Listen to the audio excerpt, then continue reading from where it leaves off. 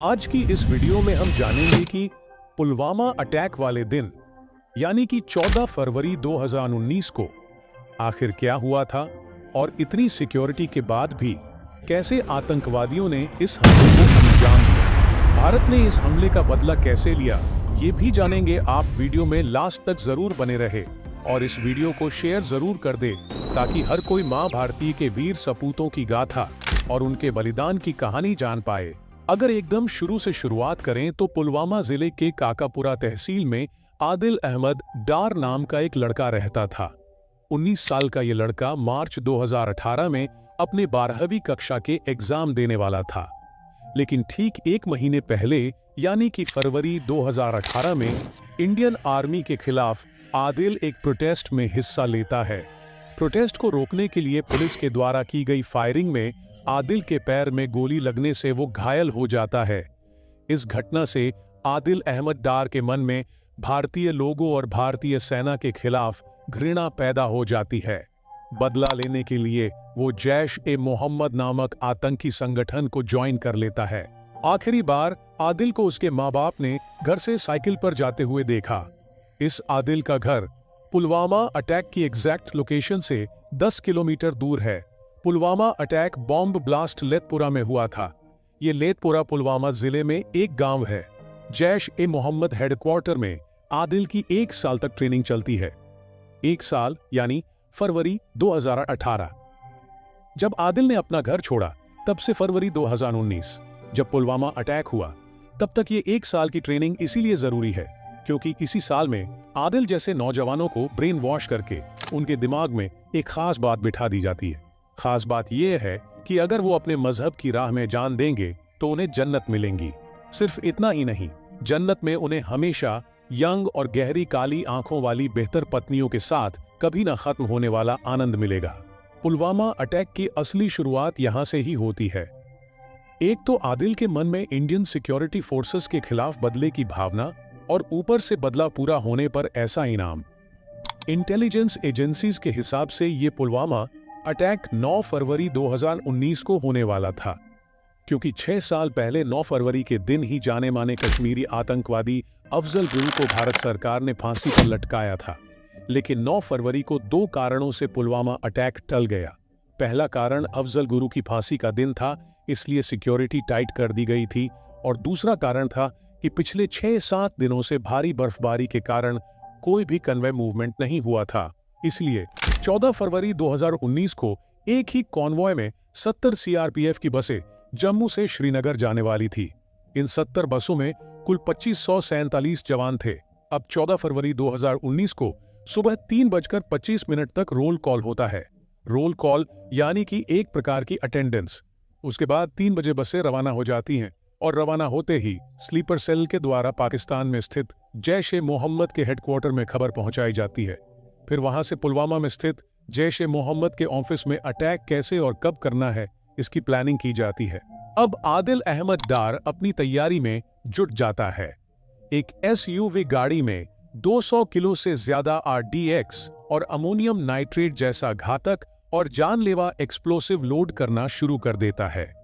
ये एक्सक्लूसिव पिछले 6 महीनों में थोड़ा थोड़ा करके पाकिस्तान से पुलवामा में लाया गया था। इसका मतलब पुलवामा हमले की तैयारी जैश-ए-मोहम्मद के हेड मसूद अजहर ने 6 महीने पहले यानी कि सितंबर में ही कर दी थी।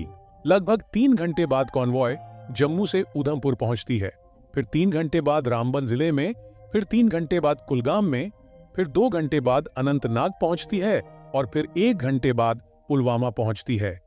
इस तरीके से दोपहर 3:27 में यह काफिला पुलवामा के बॉर्डर में एंटर कर जाता है। एंटर करते ही आदिल अहमद डार भी अपनी जगह छोड़ देता है और आतंकी हमले को अंजाम देने के लिए निकल पड़ता है। 10 मिनट बाद यानी कि दोपहर 3:87 पर इस लातू मोड़ से आदिल हाईवे पर अपनी गाड़ी चढ़ा लेता है और इस कॉन्वॉय की 5वीं सीआरपीएफ बस के साथ टक्कर करके रिमोट कंट्रोल से बॉम्ब को ब्लास्ट कर देता है। सीआरपीएफ में कुल 239 बटालियंस हैं और इस बस में सीआरपीएफ की 76 बटालियन के 39 जवान मौजूद थे, जो कि ब्लास्ट की वजह से ऑन द स्पॉट शहीद हो गए। साथ ही इस बस के पास आरओपी यानी कि रोड ओपनिंग पार्टी का एक जवान भी मौजूद था। वो भी ऑन दी स्पॉट शहीद हो गया। धमाका इतना जोरदार था कि आसपास के घरों की खिड़कियों के शीशे भी टूट गए थे। धमाके के बाद बाकी आतंकियों ने फायरिंग भी की थी और भाग गए। कुल मिलाकर सीआरपीएफ के 70 जवान तो घायल हुए, जो कि चौथी और छठवीं बस में थे, और 40 सीआरपीएफ के जवान जो अपनी छुट्टी पूरी करके जम्मू ट्रांसिट कैंप से श्रीनगर ट्रांसजेंट कैंप में देश की सेवा करने जा रहे थे, वो शहीद हो गए। ब्लास्ट के बाद सीआरपीएफ की बस की हालत कुछ ऐसी हो गई थी। इस घटना पर पूरा भारत रोया था। इस हमले में शहीद हुए सभी शहीदों को शत शत नमन। भगवान उनकी आत्मा को शांति प्रदान करे और भारत उनके बलिदान को कभी भूल नहीं पाएगा। अब हम जानेंगे कि आखिर इस घटना का जिम्मेदार कौन है। 2003 से पहले यह नियम था कि जब भी इंडियन सिक्योरिटी फोर्सेस का काफिला रवाना होगा तब रोड्स ब्लॉक कर दी जाएंगी। लेकिन 2003 में कुछ लोगों ने ड्रामा किया कि इससे सिविल जनता को परेशानी होती है, इसलिए यह नियम नहीं होना चाहिए।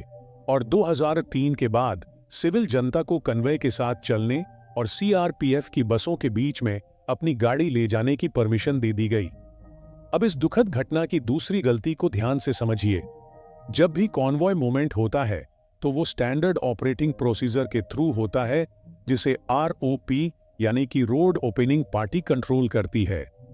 रोड ओपनिंग पार्टी का काम होता है जहां से कॉन्वॉय गुजरने वाली है, उसके आसपास की लोकेशन को अच्छे से स्कैन करना, आईईडी और विस्फोटकों के लिए एरिया की चेकिंग करना, और उसके बाद सब कुछ सही होने पर ही कॉन्वॉय को ग्रीन सिग्नल देना। कहीं ना कहीं सिक्योरिटी एजेंसीज की लापरवाही भी रही होगी, जो सीआरपीएफ के इतने बड़े काफिले के पास तक 200 किलोग्राम विस्फोटक पहुंचाया जा सका। अब तीसरी और सबसे बड़ी गलती आदिल अहमद डार की।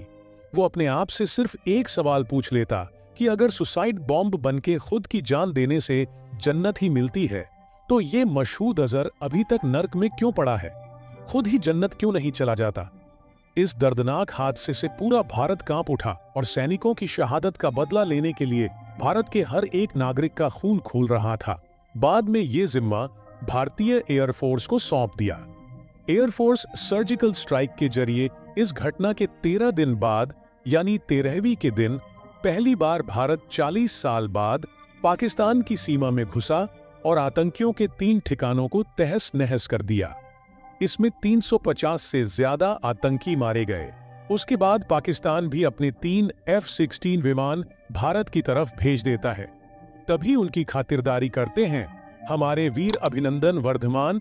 वे अपने मिग-21 विमान, जो 35 साल पुरानी टेक्नोलॉजी का था, उससे उनके तीनों F-16 विमानों को ध्वस्त कर देते हैं। F-16 विमान पाकिस्तान ने अमेरिका से खरीदे थे, जो काफी शक्तिशाली थे, पर अभिनंदन ने अपनी बहादुरी से सबको मार गिराया। बाद में उनका विमान भी क्रैश हो जाता है, तो वो इससे निकल जाते हैं और पाकिस्तान की सीमा में उतर जाते हैं। बाद में उन्होंने वहां खड़े लोगों से पूछा कि ये भारत है या पाकिस्तान, तो उन्होंने बताया ये भारत है। बाद में वो भारत माता की जय बोलते हैं तो कोई भी जवाब नहीं मिलता, तो वे अपने सारे सबूत मिटा देते हैं। बाद में पाकिस्तान आर्मी उनको गिरफ्तार कर लेती है और युद्ध के डर से 58 घंटों के भीतर पाकिस्तान आर्मी अभिनंदन को भारत पहुंचा देती है। ये थी पुलवामा में शहीद हुए भारत माता के वीर सपूतों की गाथा। हम उनको शत शत नमन करते हैं। भगवान उनकी आत्मा को शांति प्रदान करे। भारत माता की जय। वीर शहीद अमर रहे।